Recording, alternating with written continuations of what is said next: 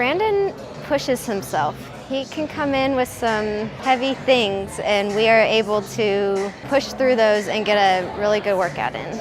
I can look at Brandon and ask him mid-set, is he pushing? And he'll look at me and be like, dang it, you caught me. And he just starts pushing harder. I'm like, this is the Brandon that I like seeing. Nate is a resilient character. I don't know, he's hard to explain. He's a really hard shell, but once you break the hard shell, it's like a soft, gooey inside. I mean, that's basically the gist of Nate. His discipline to show up every day, like with his whole situation, it was absolutely insane to see that over 9 weeks. And it honestly helped me push through a lot of personal, like emotional, family stuff that I was going with.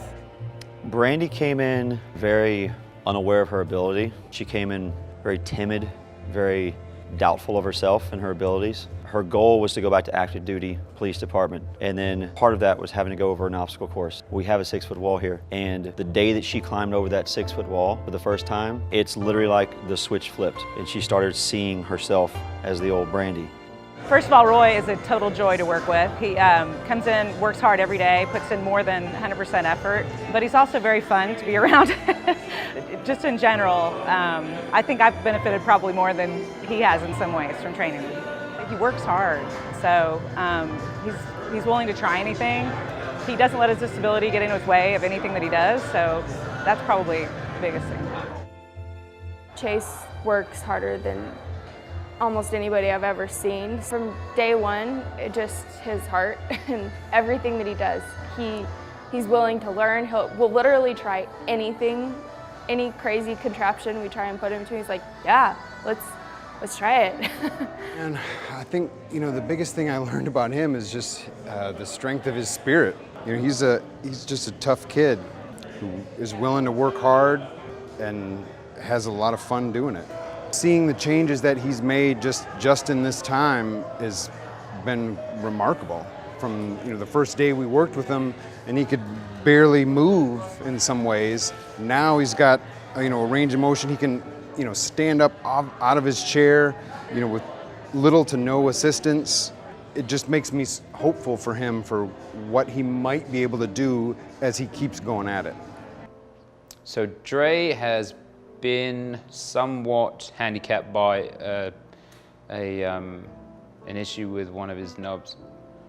But what I'm pleased to say is that really we've been able to overcome that, and he's remained fairly open-minded about what we've put in front of him. So I would say that has been something I've been pleased to see. She is a hard worker. She comes in here and just kicks butt. She has nothing stopping her. She wants to know exactly what her body should be doing and what it is doing and how to fix that. I know Lee lives down in San Antonio, and she is already connected with some people down there, but I want her to continue bettering herself and would love to see her back up on Fridays for alumni workouts, and I'm excited to see where she goes after these 9 weeks. So working with Tina, and her big goal of this was to work on mindset. So shifting the mindset from, I have to do all this stuff right now, to dialing back and taking that 180 degrees and saying, okay, maybe this isn't the path I need to be on right now, and shifting my direction over to this path. It's not that I'm taking a step back, it's that I'm taking a step forward in a new direction. And in doing that, she was able to understand different parts of her body.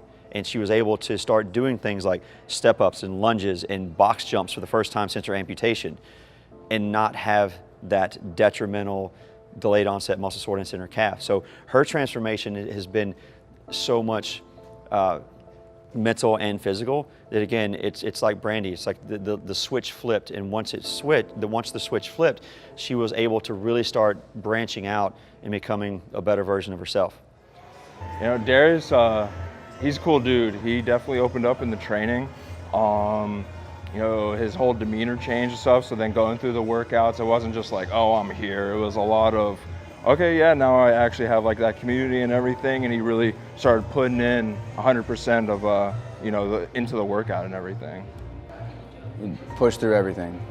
Whether I gave him a tough workout or stuff outside the gym came at him. He just kept going, put his head down, didn't complain. He's just a good human, just all-around good human. So Tony's incredible.